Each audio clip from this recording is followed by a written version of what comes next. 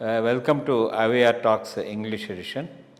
Of late, we have seen most of the Congress leaders taking a mammoth walking this one to get the votes and also to become popular, just like Rahul Gandhi before parliament elections, right from Kerala he started and through different states he walked, and thinking that Congress will get popularity by exposing the misdeeds of ruling parties in the different states. Now Bihar elections are in the corner.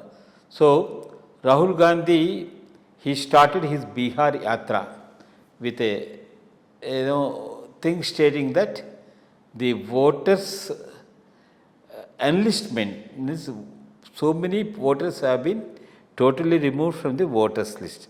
That is his contention, and he tried to give something in Karnataka, some statistics and all that.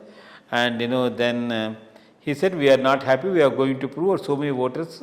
So he has asked the election commission, because on his statement the election commission has asked him to give a affidavit.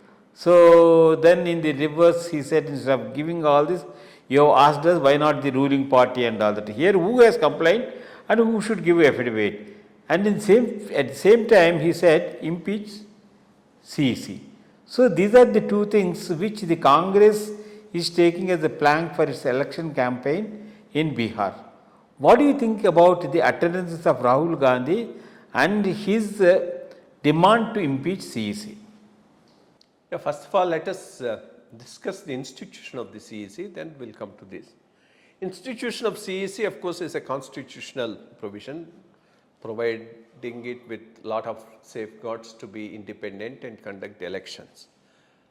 But there was very few CECs who realized their own power and acted accordingly. So it was routinely being done till Session became the CEC. Session is also a highly politicized person. It's not that he is, but he saw the opportunity in terms of the powers of the CEC as a constitutional body. Then he is brilliant. There's no doubt about that. He is another one of the most brilliant officers of the Indian Administrative Service. So he utilized his powers and then started working in an independent way. Second, what facilitated that is the Prime Minister at that time was Narasimha Rao Garu. He is too much of a gentleman. When you have a gentleman like that as the Chief Prime Minister, you can do a little bit of putting your weight here and there. Then media also supported him. Media also supported him because a lot of good things are happening in CEC, at least for once. Judiciary supported him. Judiciary also substantially supported him. All this combination has given him that extra mile to deliver, which the earlier CECs did not deliver. So anyway, since he was becoming too big for his shoes, government also wanted to cut him to size and posted another 2 election commissions, and he denied them whatever minimum facilities, and all that has gone on.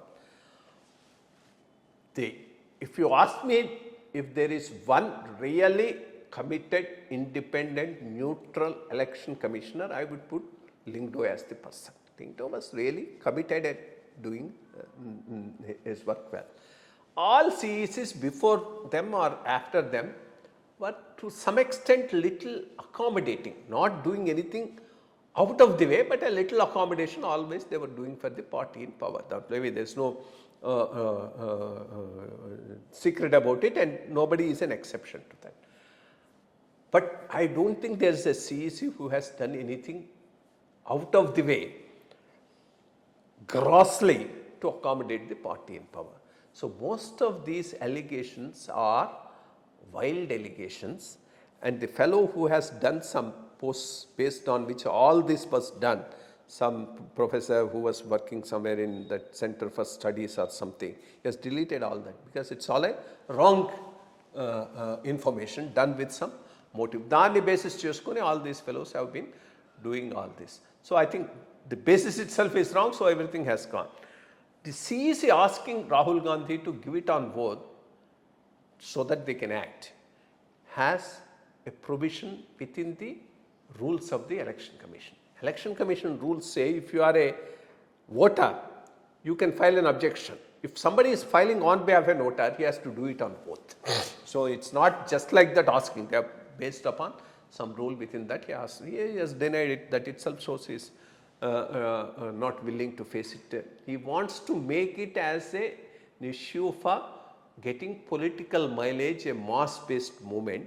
But he is picking up all wrong topics to do that.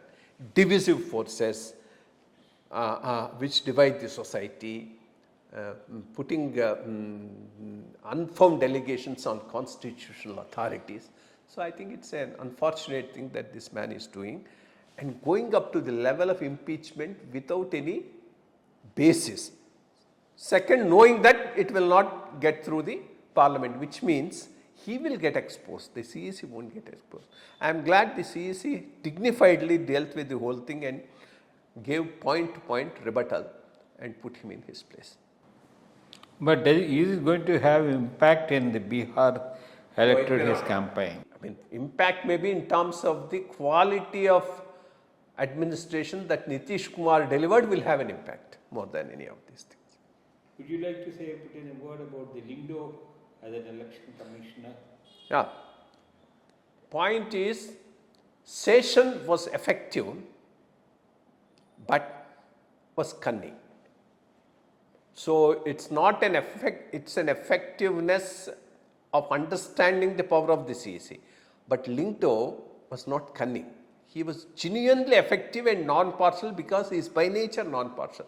Session is not non-partial. He is not. He is effective, intelligent. Suddenly, after being posted there, he knew for 3 years or 5 years, whatever is written, nobody can touch him. So that's what made him the independent. Otherwise, within the system, he always worked pleasing whoever is in power. Thank you, sir. Thank you very much for giving us an insight into the election commission we are working and Rahul Gandhi's. Thank you.